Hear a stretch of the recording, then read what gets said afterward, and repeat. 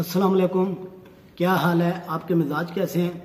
आज इस वीडियो के अंदर हम सीखेंगे कि कैपेसिटर को सीरीज और पैरेलल में कैसे जोड़ा जाता है, कैसे कनेक्ट किया जाता है और उनकी खसूसियात क्या है।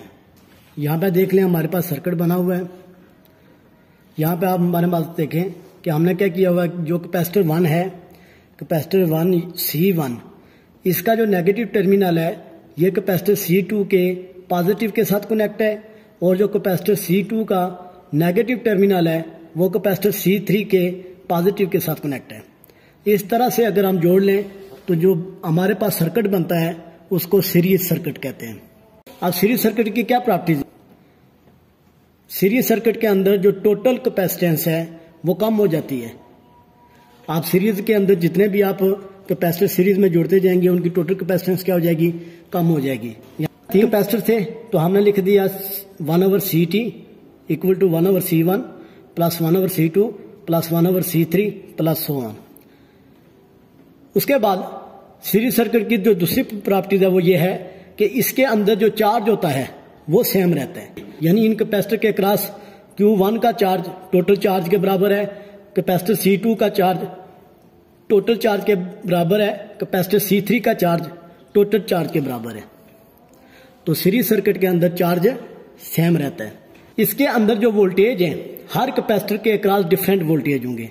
ये हम प्रैक्टिकली भी हम प्रूव करेंगे कि क्या वाकई कैपेसिटर हर कैपेसिटर के अक्रॉस डिफरेंट वोल्टेज हैं या सेम रहते हैं। तो सीरीज सर्किट के अंदर वोल्टेज डिवाइड हो जाते हैं। सीरीज सर्किट के अंदर वोल्टेज डिवाइड हो जाते हैं, तकसीम हो जाते हैं। तो हमारे पास क्या आ जाएंगे? V is equal to total voltage बराबर होंगे V1 कैपेसिटर 1 के क्रॉस वोल्टेज, V2 कैपेसिटर 2 के क्रॉस वोल्टेज, V3 कैपेसिटर 3 के क्रॉस वोल्टेज।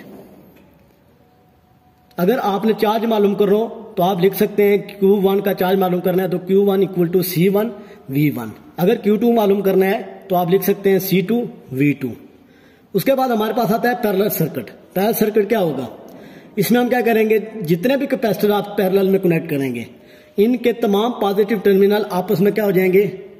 शॉर्ट हो जाएंगे। जैसे देखें पैरेलल सर्किट के अंदर हम कैपेसिटर 1 के पॉजिटिव टर्मिनल को कैपेसिटर 2 के पॉजिटिव के साथ जोड़ लेंगे और कैपेसिटर 3 के पॉजिटिव, यानी इन तीनों के पॉजिटिव आपस में शॉर्ट होंगे, आपस में जुड़े होंगे। उसके बाद जो इनके नेगेटिव टर्मिनल हैं वो आपस में शॉर्ट होंगे। तो इस तरह से बनने वाला जो सर्किट बनता है हमारे पास वो पैरेलल सर्किट कहलाता है। ठीक है जी। आप पैरेलल सर्किट की प्रॉपर्टीज क्या है? इसमें जो टोटल हमारे पास कैपेसिटेंस होती है पैरेलल सर्किट के अंदर वो बढ़ जाती है, वो इंक्रीज कर रही होती है। C1 plus C2 plus C3 plus so on. इस तरह से पैरेलल सर्किट के अंदर जो टोटल हमारे पास कैपेसिटेंस होगी वो इंक्रीज करेगी, वो बढ़ जाएगी। जो चार्ज है टोटल चार्ज वो क्या होगा? वो डिवाइड हो जाएगा। C1 का चार्ज डिफरेंट होगा, C2 के क्रॉस चार्ज डिफरेंट होगा, C3 के क्रॉस चार्ज डिफरेंट होगा। तो पैरेलल सर्किट के अंदर जो टोटल चार्ज होता है वो डिवाइड हो जाता है, जबकि सीरीज सर्किट में चार्ज सेम रहता है। अब सीरीज सर्किट में वोल्टेज डिवाइड हो रहे थे तो पैरेलल सर्किट में वोल्टेज क्या होंगे? जो कैपेसिटर C1 के क्रॉस वोल्टेज होंगे वही कैपेसिटर C2 के क्रॉस वोल्टेज होंगे, वही कैपेसिटर C3 के क्रॉस वोल्टेज होंगे। तो इसमें वोल्टेज हमेशा सेम रहते हैं, एक दूसरे के इक्वल होते हैं। अगर चार्ज 1 मालूम करना हो, कैपेसिटर 1 के क्रॉस चार्ज मालूम करना हो तो Q1 इक्वल हो जाएगा C1 V1। चार्ज दूसरे कैपेसिटर का चार्ज मालूम करना हो तो यह बराबर हो जाएगा C2 V2। अगर कैपेसिटर 3 के क्रॉस चार्ज मालूम करना हो तो यह बराबर हो जाएगा C3 V3। यानी जो हमें वोल्टेज मिलेंगे हम क्या करेंगे, उसकी कैपेसिटेंस के साथ मल्टीप्लाई कर देंगे तो हमें चार्ज मिल जाएगा। ये हमारे पास ब्रेड बोर्ड होता है। ज़्यादातर इसको हम इलेक्ट्रॉनिक सर्किट के अंदर हम इस्तेमाल करते हैं। जब भी कोई आपने कोई सर्किट बनाना हो तो आप इसके ऊपर इजीली आप सर्किट बना सकते हैं। ठीक है। तो हम देखेंगे इसके ऊपर ये जो पोर्ट्स अब बनी हुई हैं इसमें ये वाली जो लाइनें होती हैं ऐसे ये वर्टिकली शॉर्ट होती हैं। ये जितनी भी आपको नज़र आ रही हैं ये वर्टिकली शॉर्ट होती हैं, यानी इस लाइन का इस दूसरी लाइन के साथ कोई कनेक्शन नहीं होता। जबकि ये जो ऊपर नज़र आ रही हैं ये हॉरिजॉन्टल शॉर्ट होती हैं, यानी ऊपर वाली जो पोर्ट्स हैं इनका नीचे वाले से कोई कनेक्शन नहीं होता है। तो इसको हम ज़्यादातर क्या करते हैं, इलेक्ट्रॉनिक्स के लिए हम इस्तेमाल करते हैं। आप टेम्परेरी कोई सर्किट आप बनाना चाहते हैं, चेक करना चाहते हैं, तो उसके लिए हम ज़्यादातर इसको इस्तेमाल करते हैं। इसके ऊपर हमने सबसे पहले सीरीज सर्किट हमने बनाना है, सीरीज सर्किट हमने जोड़ना है। तो हम क्या करेंगे, यहाँ पे अगर आप देखें तो यहाँ पे आपको एक वाइट पट्टी नज़र आ रही होगी।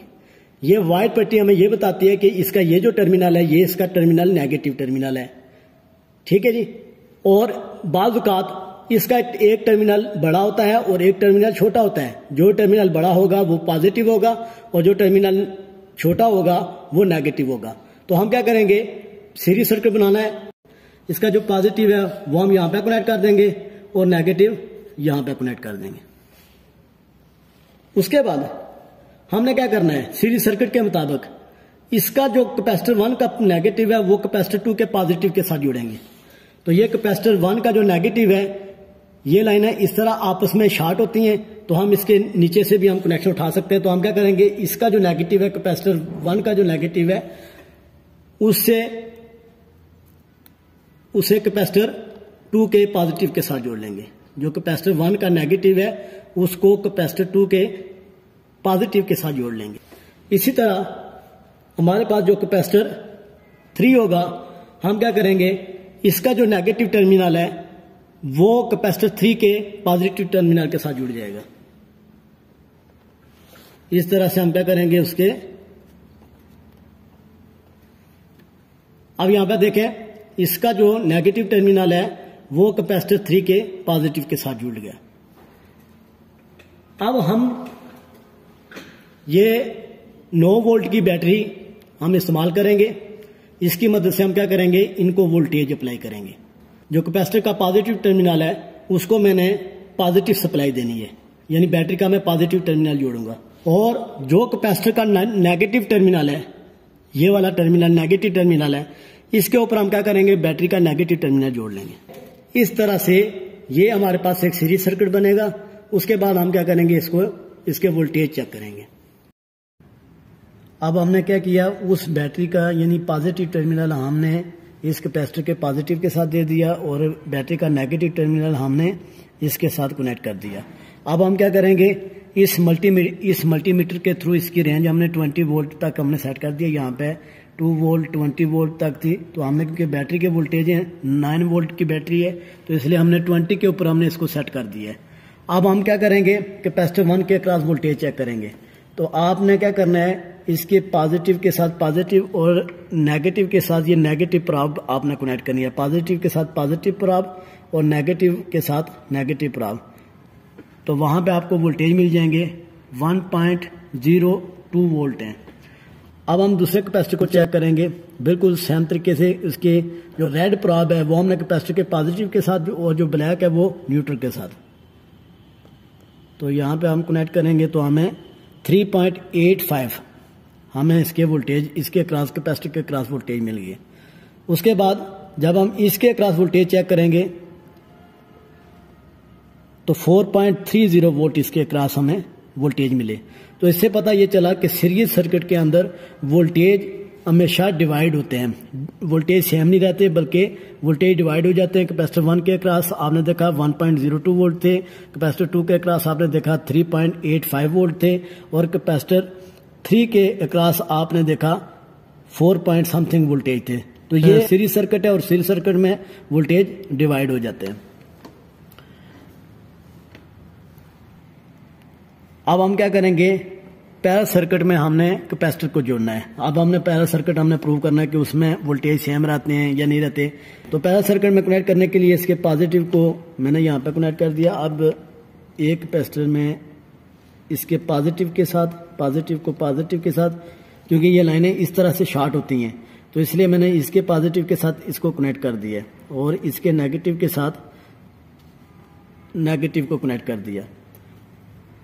उसके बाद कैपेसिटर 3 को मैं क्या करूंगा, यहां पे कनेक्ट कर दूंगा।